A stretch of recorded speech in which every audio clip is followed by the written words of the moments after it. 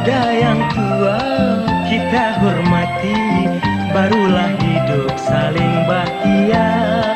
Pada yang tua kita hormati, barulah hidup saling bahagia.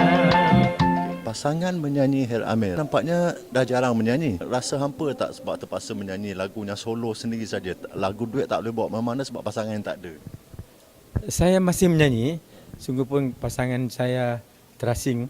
Kadang-kadang ada, kadang-kadang tak ada. Kalau siapa yang ada sama show tu ada saya dengan saya akan duet.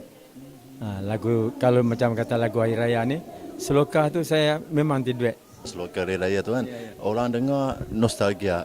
Hair Amir sendiri dengar ada ke dah rasa muak kot sebab dah selalu sangat ke macam mana? Tak muak, because lagu Selokah tu memang setahun sekali. Kan? Jadi bila ada show tu, memang kita mesti kena menyanyi lagu Selokah Hari Raya tu. Kami tak bosan lah. Adikku manis, cantik bergaya, bolehkah abang ikut bersama? Sehat ke sekarang? InsyaAllah. Saya baru keluar daripada IGN. So Alhamdulillah, nampak kesihatan pulih. Alhamdulillah. Berapa lama kat sana? Sebulan lebih? Saya ada sana dalam 10-15 hari. Macam tu.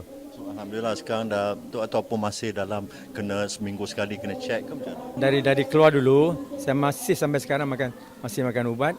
And then minggu depan saya kena pergi check balik di IGN nanti. Sakit tu mula masa tengah menyanyi ke ataupun di rumah? Masa tu di rumah. Saya sakit dada, chest pain lah. Dan kita beritahu ke anak-anak, kita cepat kita pergi. Indahnya sungguh di hari raya, ramainya orang bersukaria. Adakah antara anak-anak yang ikut jejak langkah Hair? Yang special anak saya ni memang semua ada mengikut. Yang nombor satu menyanyi. Oh, ni nombor dua? Yang nombor satu Cinta Fifi. Dia menyanyi, tapi dia more to English song. Then ini Cinta Halfi, dia meskom. Nombor tiga Cinta Syafiana, dia menyanyi juga. Dia masuk karaoke, benang banyak kali. Yang nombor empat ni pun dia more to rap, lagu-lagu rap. Lutfi Amir nama dia.